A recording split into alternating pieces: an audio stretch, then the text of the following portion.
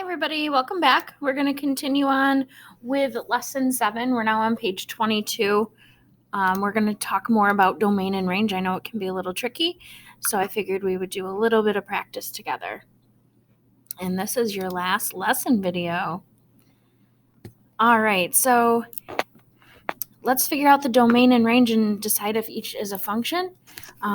Keep in mind, each person can only have one birthday. 1 goes to -2, but then it goes to 3. So it's not a function. Again, if you need to, draw a quick mapping diagram. 1, -2, -1, and then 1 again. We aren't going to list it more than once.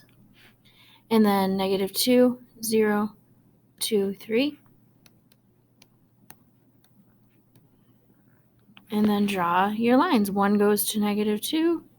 -2 goes to 0, -1 goes to 2, and then 1 goes to 3. And again, right there is where it's not a function. All right, your domain, remember D comes before R and X comes before Y. So D is all of your X values, and every point is an X and then a Y. So 1, -2, -1, and then 1 again, but we don't want to list it. Those are your domain. Range, -2, 0, 2, 3, exactly what we have in our 2 circles. On a graph, though, it's a little more tricky. First of all, is this a function? No, it fails the vertical line test. Look, if you draw a line right here, it crosses more than once. Not a function. Now, the domain and range I know can be tricky. So, again, this is your x-axis. It goes from side to side. So, your domain is how wide is this thing? What x's are you using? So it starts over here and ends over here. And it's everything in between there. So it goes from -1, -2, -3, -4, -5, -6 to 6. But I don't just want to write -6 and 6. It's everything in between. So use your interval notation. So your starting point's -6, your ending point's 6, and it's closed circles, so we're using those brackets. Sometimes you'll see it written like this. It's the same thing. Just look at that it's the X values. I like to just use the interval notation because that way you don't have to worry about your signs being off.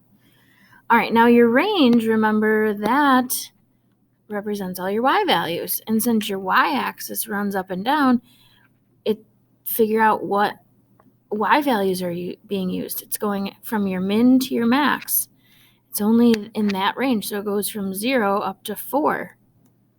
So that's your range. It's just from 0 to 4. This was your domain.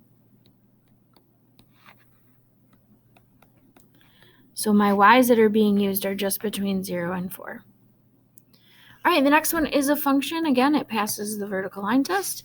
Your domain, the furthest point to the left and the right. So let's figure out what those go to. So we've got from here to here. I'm going to just write it down here so we got some space.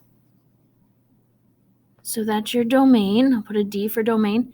Goes from -1, -2, -3, -4 to 3.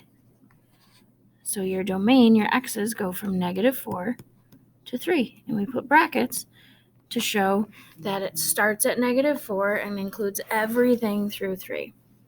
And then again, your range is your Y. Those are your Y values, right? So your Y's start down here at -1 at your min, and they go all the way up to here, which is your max, and that's 1, 2, 3, 4, 5, 6.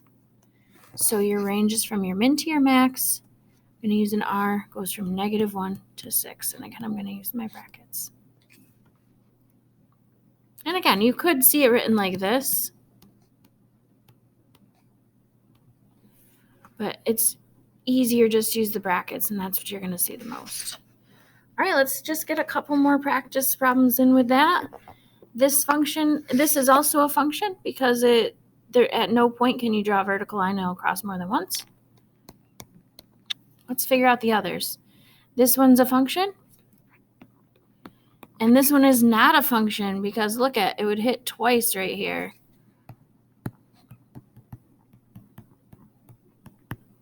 All right. So our domain, find the point furthest to the left, which is going to be way over here, furthest to the left.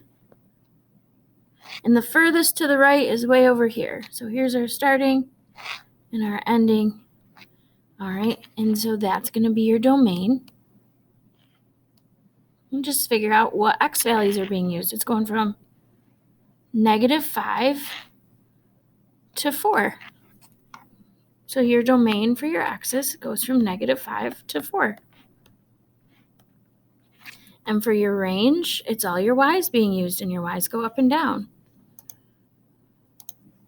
The lowest point is down here, and the highest point that your graph hits is up here. You're not looking at the endpoints. So it goes from -1 up to 1, 2, 3, 4, 5. So your range is from -1 to 5.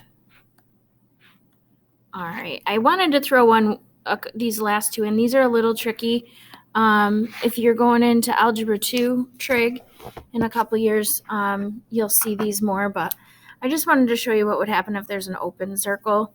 Don't worry too much about these, but so we got an open circle and a closed circle. Think about your brackets. So your x's go from here to here. There's your domain. Goes from -1 over to 3. Or excuse me, +1 to 3. 1 to 3. The problem is it's an open circle at 1. So instead of doing 1, 3 with brackets, it's going to be a parenthesis at 3 and a bracket.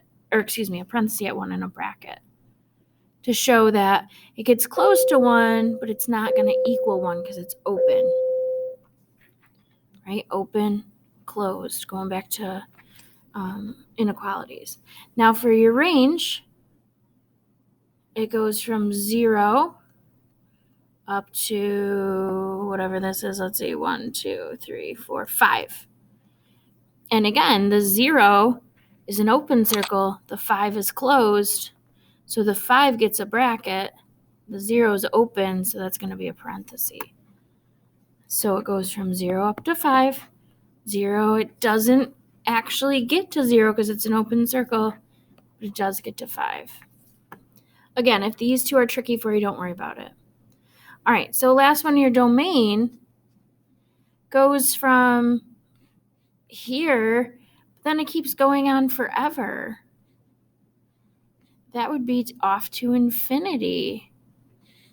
So it hits 0 to infinity. So there's a couple ways you can write this.